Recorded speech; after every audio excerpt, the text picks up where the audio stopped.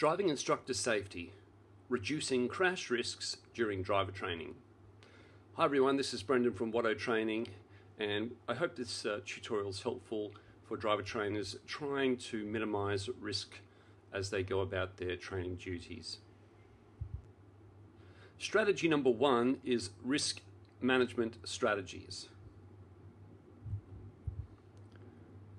The first thing is to conduct a pre-drive risk assessment. Examples: the road conditions, the weather, and the traffic levels. These all may have an impact on decisions that you make about where you go and what you cover in the session.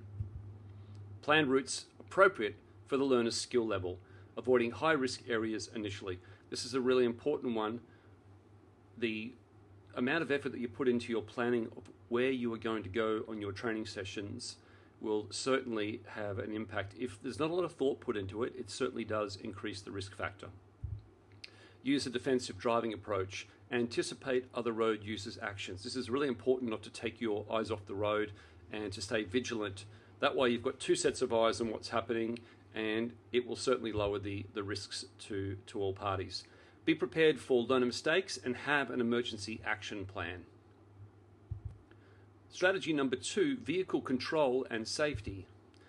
Ensure dual controls, brake and accelerator, are functioning. Also for manual drivers, we could include clutch in that as well.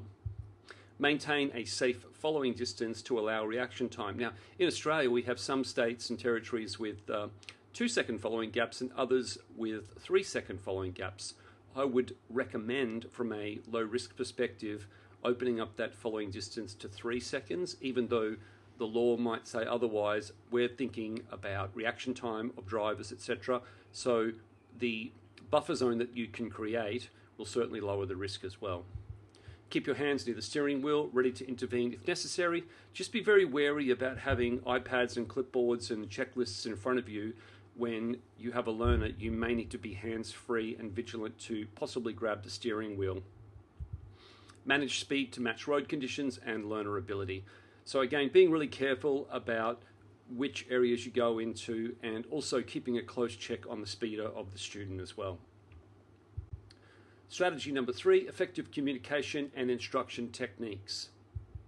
Give clear, calm, and timely instructions. Provide advance warning of upcoming turns, stops, or changes in conditions. Now, some trainers might say, that's fine, but at some point we have to allow the learner to make more independent decisions. Well, that's true.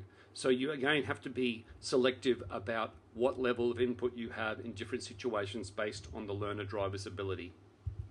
Encourage smooth acceleration and braking to avoid panic responses. Again, this links back to your long-range scanning, mirror checks, etc. Continuously engage learners in hazard identification and decision making.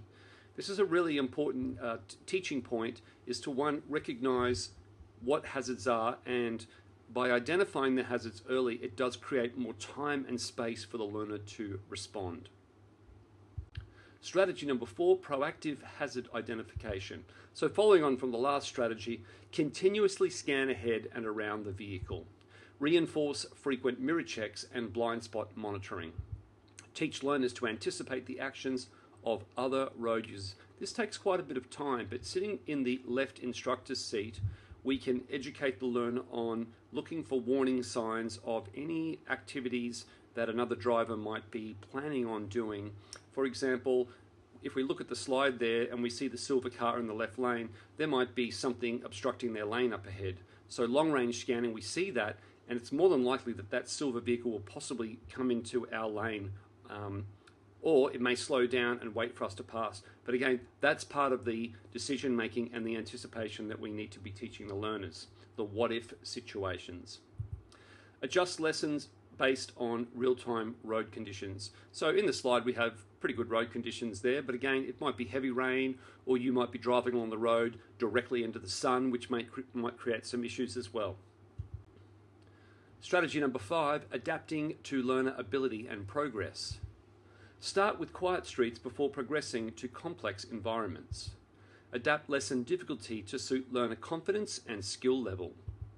Pull over and discuss strategies if a learner becomes overwhelmed. Ensure learners understand road rules before attempting advanced maneuvers.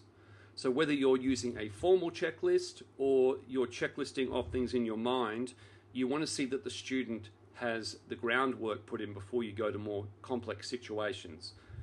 If we come back to the swimming pool analogy, we're going to be more likely to be starting at the shallow end of the swimming pool when it comes to learning how to swim rather than starting at the deep end. And then quite often when I'm talking to people about that type of thinking, you might say, well, we go to the beach to go for a swim. The conditions might be really rough, there might be rips, there might be blue bottles in the water. All of those things equate back to the same sort of challenges that we have in driver training. So you have to be thinking, what skills do I need to build into the student in the shallow end so that we can start to increase the challenges that they will face as an independent driver. Number 6, vehicle safety and maintenance. Perform a pre-lesson vehicle inspection, brakes, tyres, lights, mirrors, for example. Follow regular servicing schedules to ensure vehicle reliability. Keep windows, mirrors, and lights clean for maximum visibility. Check tyre pressure and tread depth regularly. Number 7, emergency preparedness. Have a clear emergency response plan for critical learner mistakes. Train the learner to respond immediately to emergency verbal commands. Identify safe stopping areas along training routes, and keep a first aid kit and emergency contact numbers in the vehicle. Strategy number 8, mental and physical readiness. Stay focused and avoid distractions. Manage stress levels to remain calm and patient.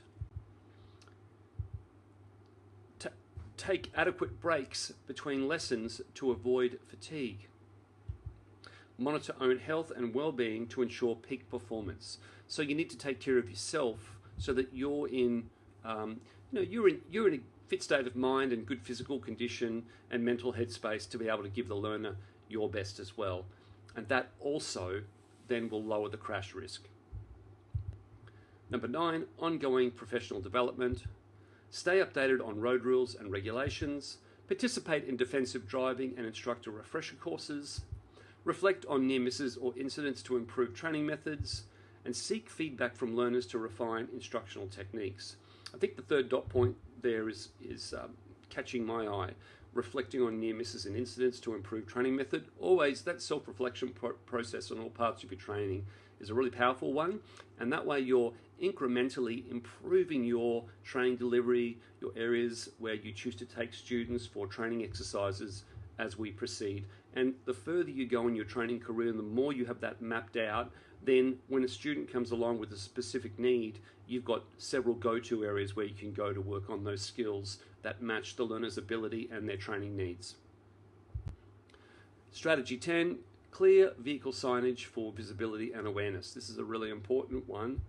Display learner driver signs on the front, rear and sides of the vehicle. Most people would have seen that some driving school cars are very well signed up and really pop out when you see them in the traffic, and others may not have the same degree of signage.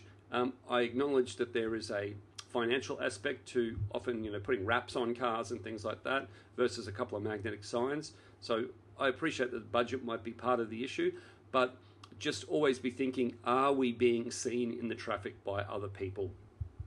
Use high contrast or reflective signage for better visibility. Ensure signage is clean, undamaged and securely attached. Signage helps other drivers anticipate learner behaviour, reducing aggressive driving from others.